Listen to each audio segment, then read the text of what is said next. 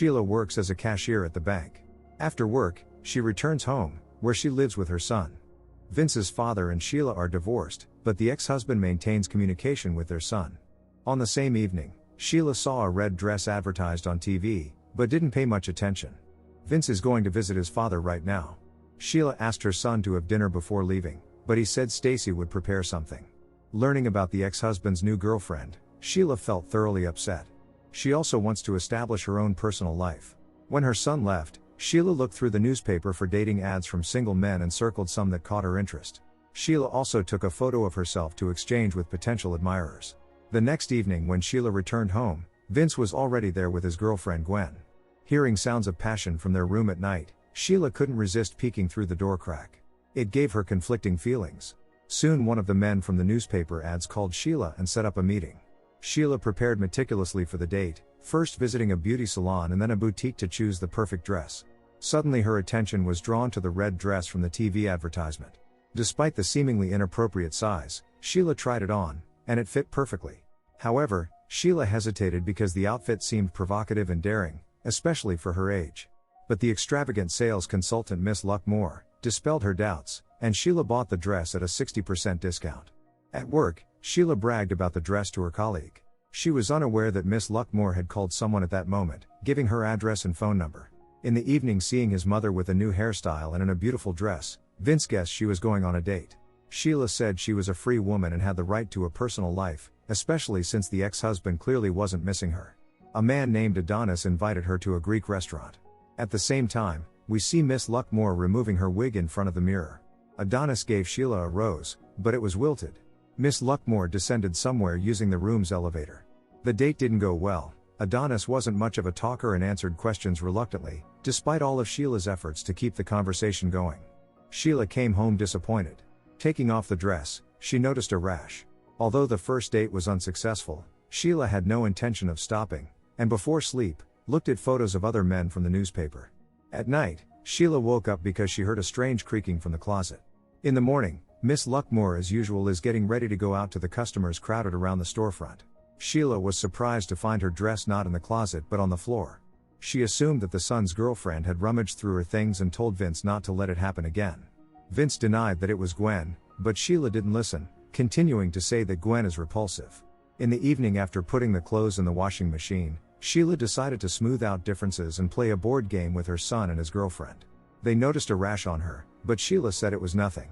Suddenly there was a rumble. The washing machine shook violently. Even when they pulled the plug, it didn't turn off. As a result, Sheila got seriously injured. The washing machine simply fell apart. The next day, Sheila came to work with her hand bandaged. It was Christmas Eve.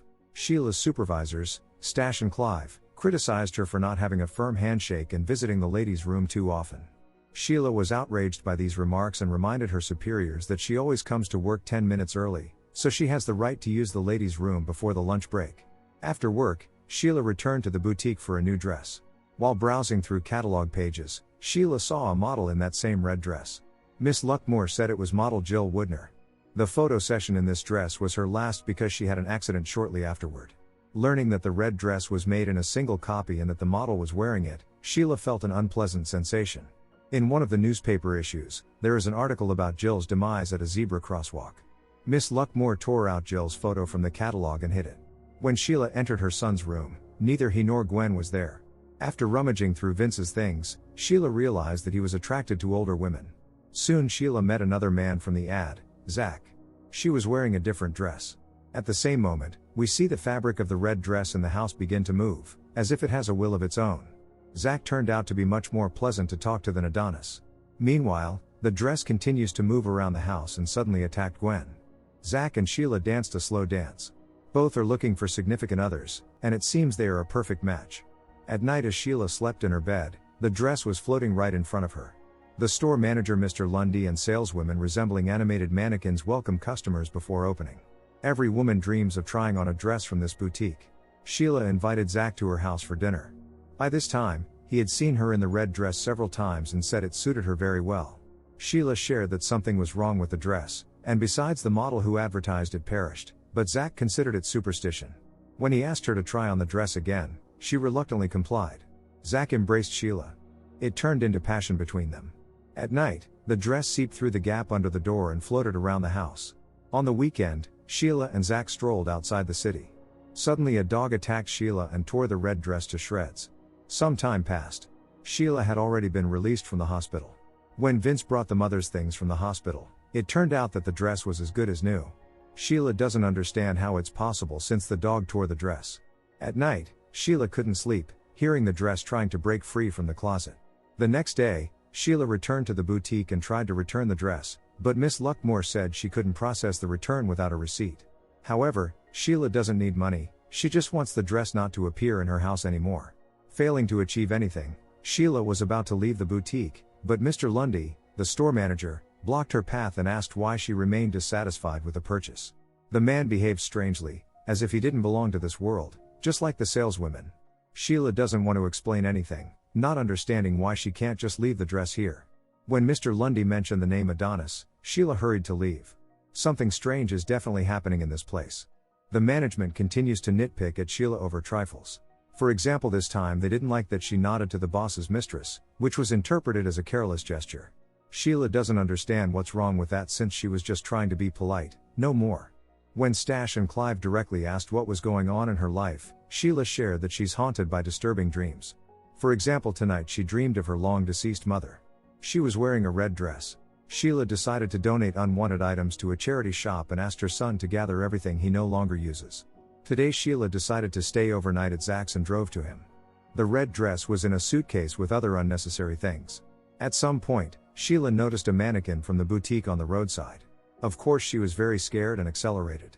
Suddenly the mannequin appeared right in front of her. In an attempt to avoid a collision, Sheila sharply turned the steering wheel and got into an accident. Despite serious injuries, Sheila managed to crawl out of the car. The red dress floated above the ground. When Sheila passed away, the dress fell. At night, Vince received a call from the police. After some time, the dress ended up in a second-hand store. It was bought by a man without even looking at it. Reg Speaks, a washing machine repairman, was having dinner in the Greek restaurant.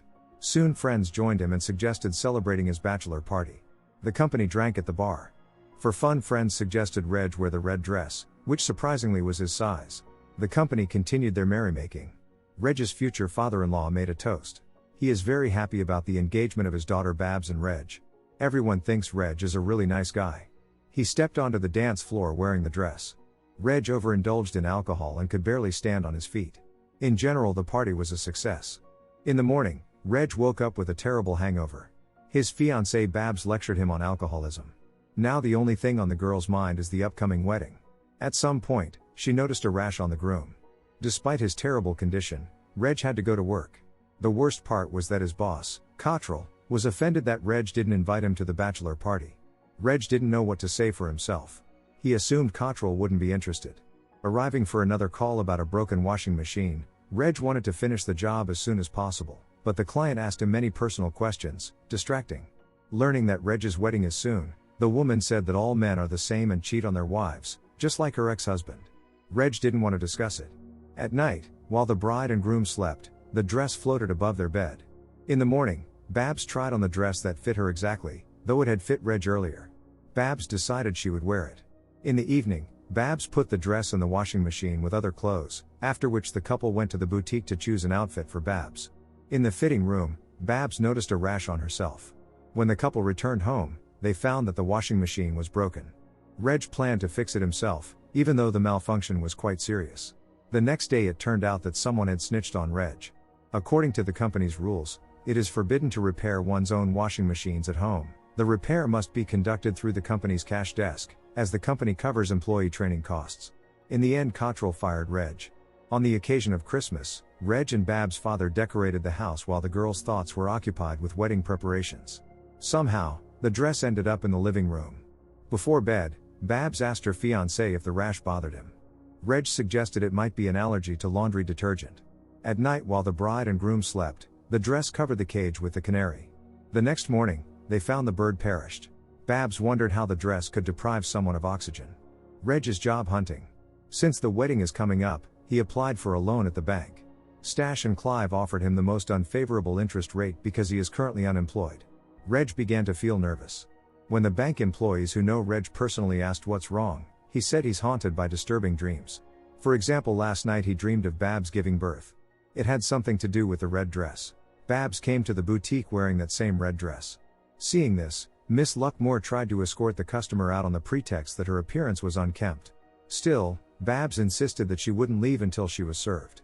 Miss Luckmore whispered something to Mr. Lundy, after which she politely told the customer that they were at her service. Meanwhile, Reg, who was already at home, saw a commercial for the red dress on TV. Babs tries to choose an outfit for herself. Miss Luckmore communicated with her politely, as if nothing had happened. Babs shared that she would like to be slimmer than she actually is, and she often dreams about it. Looking through the advertisement, Reg seemed to be in a hypnotic state. While Babs was trying on a new outfit in the fitting room, the red dress left her. Meanwhile, at the cash register, a conflict arose between two customers. The women argued about who was in line first. Very quickly, a typical conflict escalated into a massive brawl and looting of the boutique. The dress fell onto a radiator, causing a fire.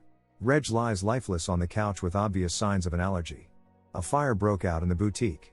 People panicked and screamed, yet the fighting did not stop. It resembled collective madness. Miss Luckmore, taking one of the mannequins, escaped through the room's elevator. She descended. On different floors, all the victims of the red dress were sewing exactly the same one. In the final scene, we see a firefighter inspecting the burned boutique. Only the red dress remained unharmed. Don't forget to subscribe to our channel not to miss more exciting new products. Also, the authors will be pleased if you leave your opinion in the comments.